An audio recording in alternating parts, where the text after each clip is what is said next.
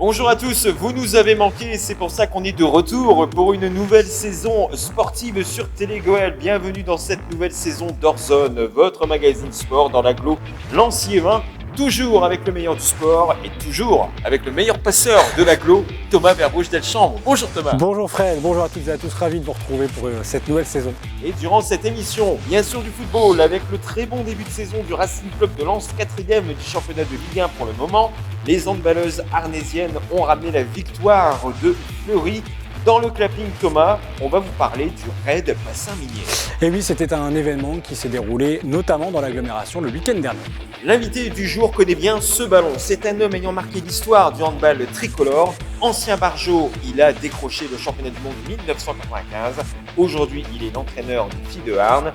Gaël Monturel, bonjour. Bonjour. Un honneur de vous avoir sur le plateau d'Orzone. Donc, vous êtes le récent entraîneur de cette équipe de Arnes. On parlera avec vous de votre carrière, également de vos objectifs à la tête de cette équipe arnésienne, sans oublier l'agenda du week-end avec le 4e tour de la Coupe de France de football, les foulées de l'avenir de Méricourt et d'autres événements à découvrir avec Thomas Verbrouche-Delchambre. Maintenant, ce n'est plus à nous, c'est à vous. Prenez votre maillot, on part sur les terrains.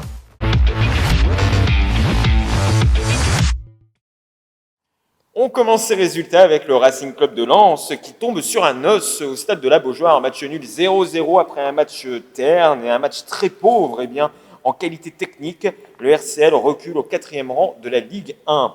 Relégué sportivement en National 3, soit la 5e division française, la réserve de Lens avait pourtant bien commencé sa saison avec 2 victoires en 2 matchs, mais le déplacement chez les promus de Lambre-les-Doués ne s'est pas passé comme prévu avec une défaite 1-0 sur un but de Drobic. Les réservistes sont 5e de la N3. Chez les filles, le moral est au beau fixe, Fred. Il y a de quoi Thomas, les Lensoises sont premières de leur groupe de D2 après un succès 2-1 à Issy-les-Moulineaux avec 2 buts inscrits par Pauline Cousin qui a remporté la Coupe du Monde militaire lors de cet été. Les Lensoises ont tenu malgré un carton rouge en première mi-temps récolté par Noémie Simon. Et en bref, maintenant en régional. Allez, en bref, Neulémine bat Dunkerque Sud 1-0 en R2. Le Sangoël se crache à Biache-Saint-Va, 5-0. Les Carabiniers s'inclinent 2-1 sur le terrain de Saint-Paul-sur-Ternoise. Avion concède le nul à Breteuil de partout. On poursuit ces résultats, Thomas, avec le match du HHBC, c'était samedi. Et oui, après s'être imposé largement face à Fleury 13-33 il y a 2 semaines, les Arnésiennes ont fait match nul à domicile face à Chambray 27-27. Meneur début de match, les filles ont su recoller à la mi-temps en 12-12, puis les 2 équipes ne se sont pas séparées. Match nul donc. Arnes est 4e de National 1. Gaël, je me retourne vers vous. Vous en êtes à 2 matchs à la tête du HHBC. Vous avez parlé à nos confrères d'une équipe qui en ferait souffrir beaucoup cette saison. Est-ce que vous êtes fiers de cette entame ? Alors, c'est mon collègue et entraîneur de Chambray qui a dit qu'on allait faire souffrir plusieurs équipes. Ce que j'espère d'ailleurs. Oui, c'est un très très bon début de saison et c'était un match vraiment vraiment fort parce que ça a été vraiment un très très beau match physique.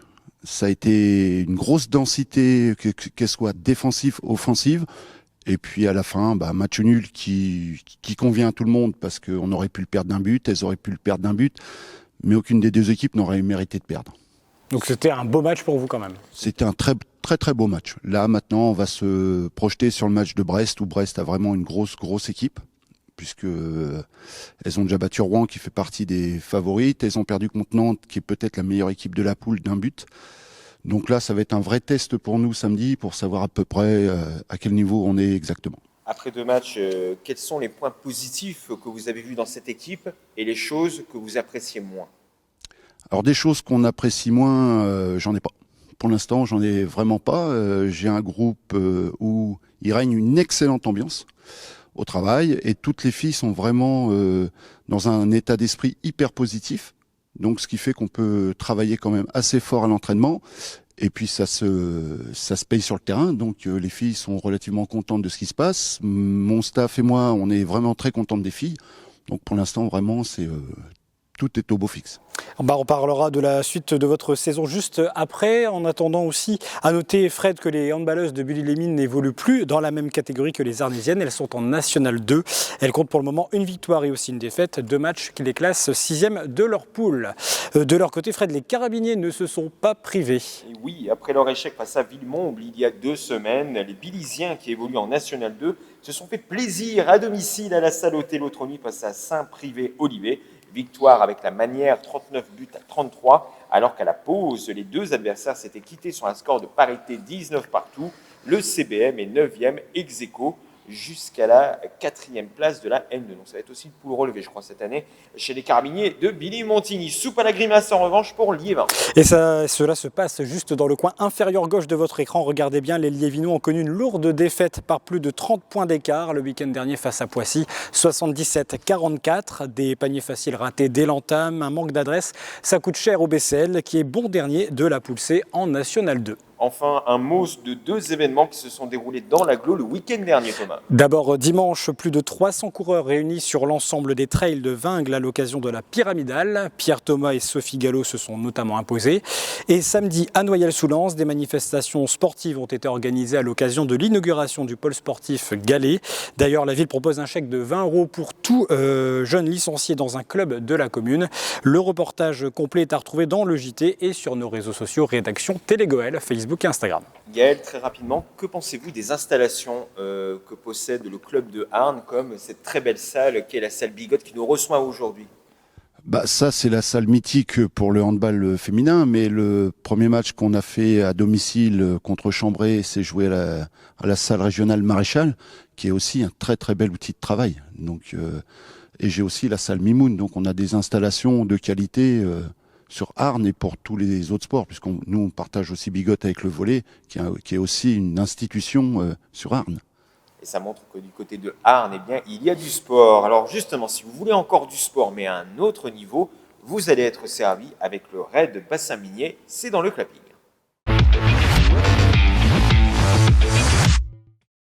Après 7 ans d'absence, le raid bassin minier a fait son retour dans notre région le week-end dernier. À l'occasion des 10 ans de l'inscription du bassin minier au patrimoine mondial de l'UNESCO, un parcours de 200 km au travers de la nature et de l'histoire a été proposé à des équipes de trailleurs, de coureurs et de fans de VTT. Nous en avons suivi certains d'entre eux dans l'agglomération de Lens-Liévin et c'est Thomas Verbouche d'Elchambre qui a sucé leur roue. C'est parti. La mise à l'honneur du territoire par le sport. C'était l'objectif le week-end dernier du raid bassin minier. À travers le Nord et le Pas-de-Calais, l'événement qui célébrait sa 11e édition a réuni 40 équipes. Elles ont participé à de nombreuses épreuves et ont rallié sur 250 km des sites emblématiques de la région. On a essayé de faire un parcours un peu best-of de tout ce qu'on a proposé sur les 10 premières éditions. Donc en partant du berceau de l'épopée minière, donc du Valenciennois, de Condé-sur-Escaut, et remonter le fil jusqu'ici dans le Lensois. Dimanche après-midi, c'est d'abord la base du 11-19 et les terris de Los Angoel qui ont été rejoints par près de 120 coureurs, comme François et Grégory. Lors d'une course d'orientation, ils devaient trouver l'ensemble des balises pour engranger le plus de points. C'est peut-être l'épreuve où on a été le plus efficace, le plus intelligent, puisqu'on est allé repérer avec le copain assistant les balises. On a tout de suite identifié un secteur où il y en avait 7 et on les a récupérés en une trentaine de minutes, donc là c'était efficace. Sur les terris, ça a été méga compliqué en fait, parce que en gros c'est dur de monter, mais c'est aussi extrêmement dur de descendre en fait dans les cuisses. Franchement c'est horrible, donc les crampes ont commencé à arriver sur le terri. Et arrivés trop tard au parc de la glissoire d'Avion, ils ont manqué l'épreuve d'orientation musicale. Il fallait y reconnaître de célèbres chansons en actionnant des boîtes à musique. Bella ciao. Ouais. Tu veux le noter ou? Comment ça se passe pour vous? Écoute, ça se passe comme un McDonald's, ça se passe bien. Okay. Tout va bien, une belle petite balade. On avance. Après avoir accumulé les difficultés et tenté de rattraper leur retard en VTT, les Simous du Genou ont atteint l'arrivée au parc des Beauclés de Noyelles-sous-Lens. Loin d'être les meilleurs, ils retiennent surtout leur expérience sportive. On est super content d'avoir fini dans les temps, sans perte de points. On a tenté le dernier raid, le dernier try. Et on a essayé de prendre une balise au moins, on en a fait 2, on est content. Aujourd'hui on est allé au bout de nous-mêmes, franchement je suis mort. Autant de fatigue pour le trio Stéphane, Eric et Johan, arrivés en première position. Très beau week-end, hein. 2 jours denses, hein. Je pense qu'on est à une dizaine d'heures par jour. L'enchaînement de VTT, de l'enchaînement de CO, de trail, de canoë. Bassin Minier organise vraiment de belles épreuves dans une région vraiment très sympa. Il n'est pas certain que le Raid Bassin Minier fasse son retour l'année prochaine, mais de nombreux trails, courses et randos VTT sont organisés chaque week-end sur le territoire qu'ils ont tous traversé. Très beau reportage, merci beaucoup. Merci Fred, avec plaisir. Et n'hésitez pas à retrouver les meilleurs reportages de Télégoël sur la page Facebook de Rédaction Télégoël. Tout de suite, on enchaîne avec un invité qui est tout aussi prestigieux que le Raid Bassin Minier, c'est Gaël Monturel, c'est l'invité d'Orzone.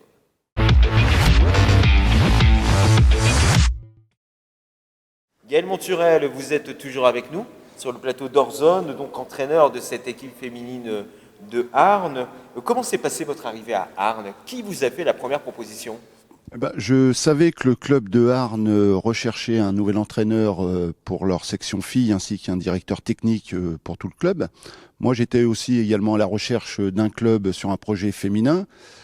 Et puis très vite, on est rentré en contact. Et puis ce qui a aidé aussi, c'est que je connaissais très bien Michel Détombe, qui s'occupe du sportif au sein du club de Arnes, contre qui j'ai joué pendant quelques années, puisque c'est un ex aussi gardien de l'équipe de France de handball. Donc on se connaissait déjà aussi. Et puis cerise sur le gâteau, c'est que ça me rapprochait de ma femme qui habite Le Havre, alors que l'année dernière j'étais à Épinal dans les Vosges. Donc voilà. Que des points positifs. Et que faisiez-vous ces dernières années? Est-ce que vous aviez autant de responsabilités qu'aujourd'hui ou votre patte était un peu moins prononcée sur les équipes dont vous aviez la responsabilité justement? Non, c'était à peu près un petit peu la même chose. Là, vraiment, on débute un projet avec Arnes qui veut s'inscrire dans la durée. Donc, ce que j'aimerais aussi, maintenant, on est toujours tributaire des résultats et de ce qui peut se passer dans le monde du sport. Mais là, on est parti pour travailler, développer le club avec éventuellement un projet de savoir si dans 2-3 ans, on ne met pas un projet sur la table de monter en D2. Mais il y a encore pas mal d'écueils à éviter pour y arriver. Vous avez accepté le projet d'entraîner cette équipe. Qu'est-ce qui vous a attiré vraiment? Tout à l'heure, on disait que vous aviez accepté le projet, il y avait des bonnes bases, mais qu'est-ce qui vous attirait vraiment? Arnes avait déjà fait la saison dernière une belle saison. Faut pas oublier que nous, au niveau de la N1, on a une obligation de mettre les vidéos des matchs tous les samedis. Donc vous suiviez tous les week-ends? J'avais quand même un petit peu suivi. Il y a quand même une équipe très jeune, puisque la moyenne d'âge doit être entre 22 et 23 ans. Donc c'est une équipe qui est très jeune. Même les recrues qu'on a pris, à part une fille qui a 28 ans, elles ont toutes moins de 23 ans. Donc c'est vraiment un projet sur du moyen-long terme. Pendant votre carrière de joueur ou même votre carrière d'entraîneur, quelle était l'image des clubs du Bassin Minier ou même du Nord-Pas-de-Calais? Quand on vous parle de Arnes, des Carabiniers de Billy-Monty ou même de Dunkerque, vous vous souvenez de quoi? Alors, dans ma carrière de joueur, effectivement, moi, du temps où j'étais à l'époque de Gonfreville, j'avais joué contre le Luc à l'époque quand ils étaient redescendus. À l'époque, c'était la N1B.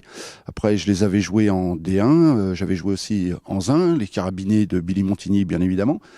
Mais surtout, le plus gros club, ça a été Dunkerque, qui a eu vraiment une construction qui a été durée dans le temps avec Jean-Pierre Lepointe, notamment, et Régis Gianta, qui est toujours d'ailleurs au club de Dunkerque, pour les amener là où ils ont été et là où ils sont toujours.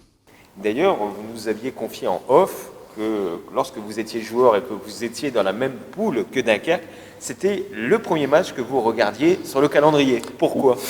Parce que simplement on aimait bien venir jouer à Dunkerque pendant la période du carnaval. Donc c'est arrivé une fois, 2 fois d'ailleurs 2 fois. Mais c'est vrai que de jouer devant 3500 personnes, tout le monde déguisé, dans une ambiance festive, c'était quand même super sympa. D'autant que les joueurs de Dunkerque, sitôt le match fini, étaient eux-mêmes déguisés pour pouvoir faire la petite sortie d'après-match qu'on se faisait régulièrement. Vous gardez des bons souvenirs aussi de votre parcours en équipe de France. Comment ça s'est passé ces titres? Alors, je rappelle, 1992, bronze au JO de Barcelone, c'est bien ça? Oui.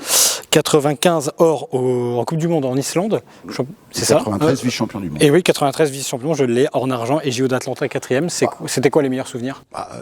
Le plus beau souvenir qu'on garde, c'est forcément Barcelone. C'est forcément Barcelone parce que c'est les Jeux Olympiques, parce qu'on a été la dernière médaille, parce qu'on a été la surprise de ces Jeux Olympiques où on n'était pas favori. Ça a été, nous, on a vécu ça comme un enfant au pied d'un sapin de Noël. On se régalait tous les jours. C'est là qu'on a commencé à regarder davantage le handball en France? Alors je sais pas si on l'a regardé davantage. Je sais que beaucoup de gens, quand on a été médaillé à Barcelone, beaucoup de gens d'éducateurs du handball nous ont dit merci, vous avez fait découvrir notre sport. Coup de projecteur. Voilà. Mais c'est vrai qu'après Barcelone, voilà, ça a été la surprise. En plus, bon, on se teint en blond, on se rase la tête. Ça, c'était venu d'une surprise quand on était, je crois, en Hongrie en stage. On apprend la poule qu'on a aux Jeux Olympiques, Espagne, Russie, Suède. Bon, on s'est dit, et notre capitaine Philippe Médard nous dit, si on termine mieux que 5e, où on se teint la tête, où on se rase le crâne. Premier match, France-Espagne, on gagne d'un but, on gagne le deuxième match, et là, on savait qu'on était en demi-finale, donc voilà, moi j'avais les cheveux longs. Le premier à se faire couper les cheveux, c'était Denis Tristan. J'ai vu sa tête, j'ai fait, ah non, je vais me faire teindre. C'était pas une réussite non plus d'ailleurs. Et donc vous acceptez ce surnom de Barjot que l'équipe de France des années 90 a reçu à ce moment-là. Oui, mais c'est venu aussi simplement de la part de Philippe Gardan qui était avec nous aussi sur une interview où voilà, et un journaliste lui pose la question et Boule fait mais cette équipe-là, c'est des Barjots, on est capable de tout, et c'est resté. Ouais. Gaël Monturel, le prochain match, donc c'est contre Brest. Donc, qu'est-ce que vous attendiez de ce match? Est-ce que vous vous attendez à un match dur physiquement, ou au contraire, ce sera une promenade de santé? Alors une promenade de santé, sûrement pas, parce que Brest, faut quand même pas oublier que c'est la réserve de ce que je pense qui va être la future équipe championne de France cette année. L'équipe de première division a triplé ses postes, ce qui veut dire qu'il y a des joueuses de D1 qui évoluent avec la réserve. Et qui vont jouer contre Arnes. Et qui vont jouer vraisemblablement contre Arnes, puisqu'on sait que le match étant dimanche et que les filles de Brest jouent en Coupe d'Europe le samedi, mais l'entraîneur nous a déjà dit qu'on mettait le match le dimanche parce qu'il récupérait des joueuses du match de Coupe d'Europe. Donc, on s'attend à un match qui va être difficile. On est à peu près dans les bons coups pour l'instant, dans ce qu'on avait prévu. Nos prévisions sont bonnes. J'ai dit aux filles qu'on y allait sans pression, qu'on allait essayer de jouer pour le gagner. Maintenant, voilà, ça va être vraiment pour savoir à quel niveau on se situe. Et vous serez au complet? Oui, moi pas de blessure non, j'ai annoncé mon groupe hier, parce qu'on a pris l'habitude que j'annonce les 14 filles qui jouent le samedi. Donc il y a toujours 2 ou 3 filles qui sont un peu déçus, mais bon, ça fait partie du deal qu'on avait passé en début de saison. Non, on serait au complet, on n'a pas de blessés. Voilà, on va avoir un déplacement qui va être un peu long, parce qu'on part samedi matin, ça va être surtout le retour, on va arriver vers 5h du matin, et on a quand même des filles qui sont ou étudiantes ou qui travaillent. Donc lundi matin, ça va être un petit peu difficile, mais bon, on verra bien. En tout cas, ce match, c'est ce dimanche, donc à 14h, Brest contre Arnes. On pourra suivre ce match sur Internet?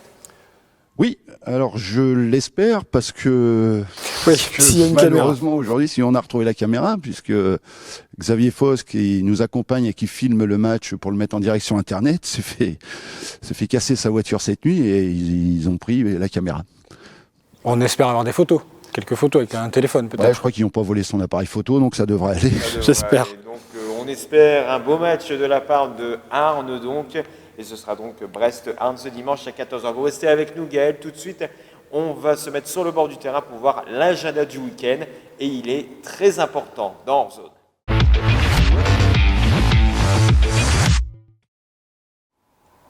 Et pas de Racing Club de Lens ce week-end dans l'agenda parce que c'est week-end de Coupe de France. Donc Dame Coupe revient et ça va être tout feu tout flamme sur plusieurs terrains du bassin minier. Avion se déplace à Guignicourt, Billy Montigny reçoit Berg au stade Paul Guerre, Buis-les-Mines se rend à Villers-Roux-Tréhaut pour un déplacement assez compliqué. L'un des gros matchs de ce week-end, vous le voyez sur votre écran, c'est Fouquier-les-Lens qui va recevoir Onin au stade municipal de la ville de Fouquier-les-Lens. 3 divisions, je crois, séparent ces deux équipes. C'est l'un des matchs phares du week-end dans l'agglo Lens-Liévin. Aix-Nounette reçoit Tête-Game. L'US Vimy se rend chez le Roche-Carvin pour un match qui sent bon la saucisse et la Coupe de France. Et enfin, alors là, c'est vraiment l'affiche du week-end. 8 division sépare ces deux équipes. L'une joue vraiment au niveau amateur, voire débutant, puisque le board, le comité directeur a été renouvelé récemment, et l'autre joue au niveau semi-professionnel. C'est Salomine qui reçoit Compiègne. C'est le petit poussé, Salomine. Comment ? C'est le petit poussé, Salomine. Salomine est le petit poussé tout simplement de ce 4e tour de la Coupe de France, match qui aura lieu au stade de la ville de Salomine, donc dans le centre-ville, et tous les tarifs sont à 3 €. Donc voilà, n'hésitez pas à vous faire plaisir. Comme chaque week-end, d'autres rencontres et d'autres événements de sport ont lieu, et c'est Thomas qui vous les présente. À domicile d'abord, le Arn Volleyball débute sa saison à la salle Maréchal samedi à 20h face à Grenoble. Même horaire à la piscine de Arn, cette fois le SNH reçoit Bordeaux pour son premier match de championnat. On garde la même heure pour le BCL qui reçoit Calais à la Halle Vézilier samedi également. Et à Bully-les-Mines, c'est forcément samedi aussi, 20h30, les handballeuses seront opposées à l'équipe de Sambre-Avesnois. On espère une première victoire pour le basket club de Liévin. À l'extérieur, si vous n'avez rien à faire ce week-end et que vous aimez les longs trajets, eh bien vous pourrez suivre le bus du Volley Club de Arn qui se rend dans Lyon pour jouer son premier match de championnat face à Sens. Coup d'envoi à 20h. Les Carabiniers de Billy-Montigny joueront en Ile-de-France à 20h30 face à Montfermeil, une nouvelle équipe dans cette poule de N2.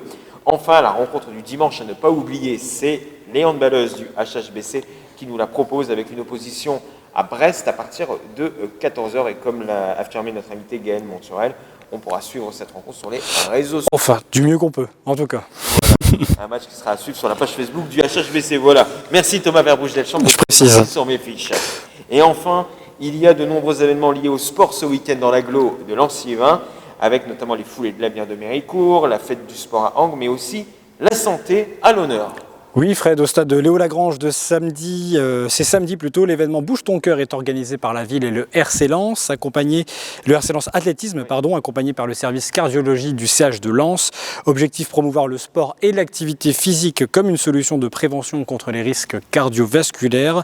Au programme randonnée, marche, jogging, totalement gratuit. Fred, vous pouvez y faire un tour si vous le souhaitez. Et une course de 10 km, mais celle-ci est payante, c'est 7 €. Inscription sur njuco.net/bouge-ton-cœur 2022. Et Thomas Verbouche-Delchambre, je me souviens de cette promesse que je lui avais faite que je ferai plus de sport donc, lors de la saison 2022. Vous pourrez même aller encore au Racing Club de Lens, au Stade Bollard, peut-être avec Gaël. Est-ce que vous y êtes déjà allé ?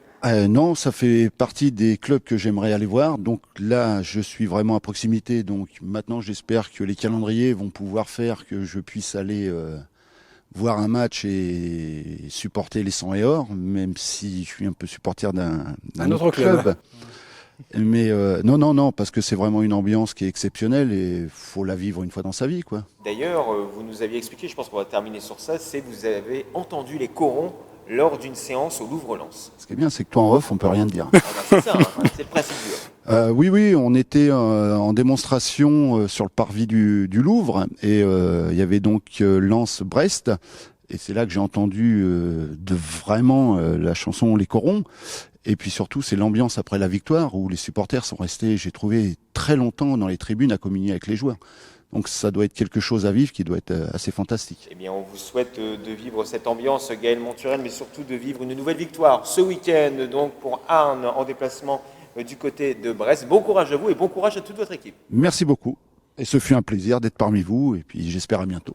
Merci à vous. Partagez, on espère vous revoir, vous aussi, dans Hors Zone. Thomas, un plaisir comme toujours d'être avec vous. Eh ben, merci à vous, on se retrouve la semaine prochaine. Où ça ? Où ça, Thomas ? Je ne sais pas, on verra bien. On verra bien. Donc suivez l'actualité d'Hors Zone sur la page Facebook de la rédaction de Télégoël. Je remercie Camille Tombray et le jeune stagiaire Bastien à la caméra. Merci à vous de nous suivre sur la page Facebook de la rédaction de Télégoël et également sur votre téléviseur. Passez une très bonne journée et n'oubliez pas vos baskets. Et là, dans le cas précis, n'oubliez pas votre ballon. Une passe ? Merci. Ciao, bye bye. Ciao.